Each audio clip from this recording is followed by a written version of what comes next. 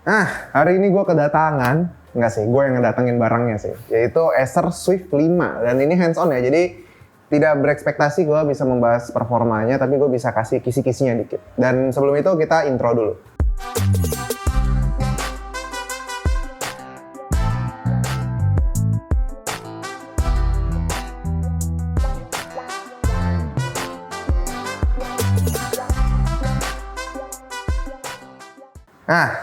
Swift 5 ya, kan kita tahu ya kalau Swift tuh ada di ranah-ranah laptop productivity tipis yang harganya lumayan affordable. Dan memang gue sering ditagihin ya buat hands-on gue yang sebelumnya ya. Sorry ya guys ya. Dan ini pun dia datang lagi dengan desain yang kalau ibaratnya mobil nih dia facelift nih. Jadi bener-bener udah beda banget sama Swift sebelumnya.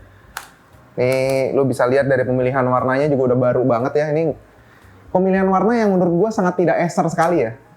Karena dia jarang tuh main-main warna-warna yang lebih serius gitu. Biasanya dia ngambilnya tuh warna-warna yang profesional tapi lebih keterang gitu. Dan yang ini, kali ini bener-bener warna yang menurut gue jarang gue lihat gitu di laptop-laptopnya Acer. Yang ini gue pegang nih warnanya katanya mint green kalau nggak salah. Ntar gue kasih apa tulisannya nih namanya. Dan di sini udah ada warna emas-emasnya gitu kan. Dan bodinya, kalau dari dulu emang sebenarnya Swift udah pakai aluminium. Cuman kali ini dia aluminium bodinya ini dipakai nama ada aerospace grade gitu. Jadi memang ini tipe aluminium yang dipakai di pesawat. Dan gue sebenarnya paham, bukan untuk masalah ketangguhan ya masalahnya kalau bodi aluminium ini ya. Karena dia pakai aluminium 6063 yang dimana kalau lu ngomongin aluminium yang seri 6063 ini bukan keras tapi lebih ke tahan korosi.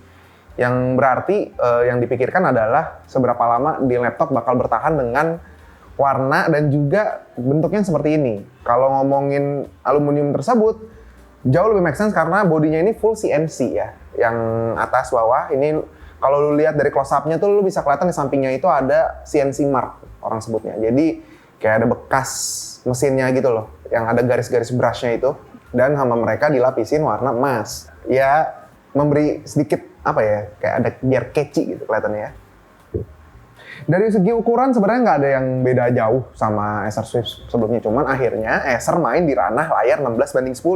Dan di sini nggak cuma 16:10, dia juga udah touchscreen. Yang kalau di sini kelihatannya ada tulisan anti-microbial, nggak tahu, Corning Gorilla Glass. Tapi karena ini kaca ya, jadi ini kan mantul nih kebetulan ya. Jadi karena ini syutingnya di indoor nggak kelihatan, tapi kalau buat dipakai sehari-hari, gua rasa-rasa ini bakal berantem nih sama matahari kalau lu pakai di luar.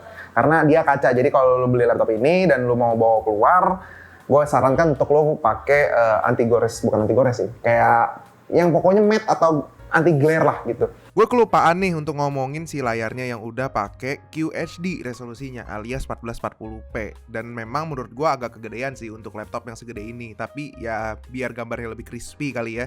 Dan kita kalau ngomongin untuk touchpadnya itu udah pakai bahan Oceanbound touchpad. Dan kalau lu bingung itu apaan, itu pokoknya material yang ramah lingkungan dan juga kualitasnya tetap bagus walaupun dari bahan-bahan yang ramah lingkungan gitu. Terus yang terakhir itu fingerprintnya tuh pindah ke bagian tombol power yang dimana menurut gue ya itu cukup penting gitu karena memang si fingerprint itu kadang kan kalau ditaruh samping suka lupa dipencet ya. Kalau di tombol power tuh udah otomatis jari lu ke sono gitu. Udah refleks gitu. Dan juga terakhir itu webcamnya udah jadi bagus banget. Walaupun gua nggak sempet syuting tapi lu bisa lihat di Instagram story gue ya kemarin ya. Itu emang udah jadi bagus banget. Tapi nanti kalau udah dapet unit reviewnya gua akan review webcamnya jauh lebih in-depth karena memang webcamnya itu mengalami perubahan yang cukup jauh. Tapi kalau ngomongin dari body dan layar semuanya gue udah suka banget karena memang ini desain terbarunya Acer yang dimana mereka lebih minimalis lagi gitu. Dan kalau lu sadar deh tadi, logo Acer tuh nggak di tengah lagi, gede, tapi udah diperkecil dan ditaruh atas. Jadi kelihatan lebih modern karena kita tahu ya, gue sering protes masalah logo Acer yang di tengah itu ya. Kenapa nggak dipindah-pindah gitu? Akhirnya dipindah ke atas. Asik. Dan kalau ngomongin dari si jeroannya sendiri, di sini tuh dia pakai i7 1260p. RAM-nya pakai DDR5 tentunya. Yang di sini speednya masih nggak sama yang di final product nanti. Jadi kalau ngomongin RAM masih, ya kita nunggu final produknya dah, ntar pakai RAM-nya apa. Tapi yang pasti udah DDR5. Dan kalau ngomongin SSD, dia udah PCIe Gen 4. Yang di seri i7 ini dapatnya 1 TB. Nanti kalau yang versi i5, itu nanti ada seri i5-nya juga, itu pakai 512. Dan dua-duanya Gen 4. Dan di sini disediain slot ekspansi untuk lu nambah ke SSD Gen 4 lainnya. Yang dimana kalau menurut gue itu sangat-sangat berguna dan dua-duanya Gen 4. Dan kalau lu rate 0 itu kenceng banget ya. Mungkin bahkan gue rasa bottleneck ada di CPU-nya ya, bukan di SSD-nya lagi kalau lu rate 0. Tapi ada opsi ekspansi yang dimana bisa nanti lu gunakan. Tapi gue nggak tahu nanti di BIOS-nya itu di start default di slot kedua ini ntar defaultnya PCIe Gen 3 atau Gen 4. Tapi kalau memang nanti di versi finalnya default BIOS-nya adalah Gen 4 di slot keduanya, maka lu harus ganti dulu tuh pas lu pasang SSD. Kalau enggak nanti nggak kebaca biasanya. Dan kalau ngomongin jeroannya sih itu doang bisa gue omongin. Kalau ngomongin dari si graphic card-nya dia nggak ada dedicated, dia cuma ada Iris Xe doang di sini dan udah Intel Evo.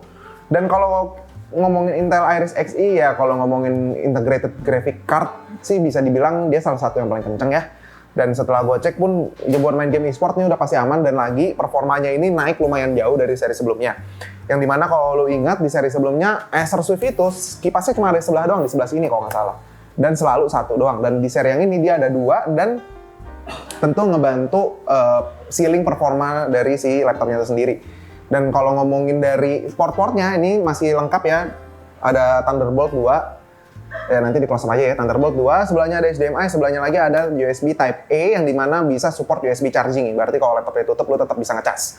Dan di sini udah nggak ada buat power cord. Jadi dia ngecasnya cuma via si USB Type-C yang /Thunderbolt 4 juga. Dan di sebelah kanannya itu dia ada headphone jack 1 dan juga USB Type-A dan Kensington lock seperti biasa. Jadi kalau ngomongin dari port sendiri, laptop ini sangat-sangat konservatif dan masih menata hidup untuk transisi selanjutnya ya.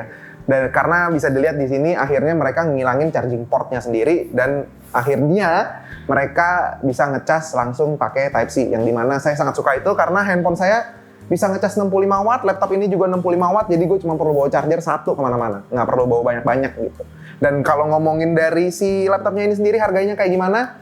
Harganya sih dia nggak ngasih tahu ya Acer ya. Cuman kalau menurut prediksi gue, kan lu tahu ya yang bikin spreadsheet rekomendasi laptop kan gue ya. Jadi gue tuh bisa memprediksi harga laptop dari bahan dan juga si jeroannya. Dan prediksi gue sih ada di angka harusnya sih dia nggak terlalu jauh dari yang seri sebelumnya, sekitar 17-an mungkin atau 18-an, gue nggak tahu untuk seri i5-nya. Dan kalau i7-nya gue nggak tahu dia bakal berapa karena 12 Gen yang seri 1260p ini gue baru banget pegang dan gue nggak tahu performanya kayak gimana karena belum bisa kita benchmark dan ini masih sampel.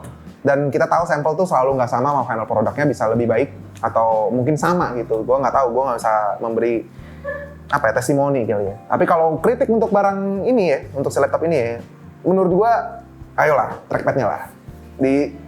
Gitu. Ini ada space nih. Sayang nih. Ya, habisin aja sampai atas, bawah juga gitu.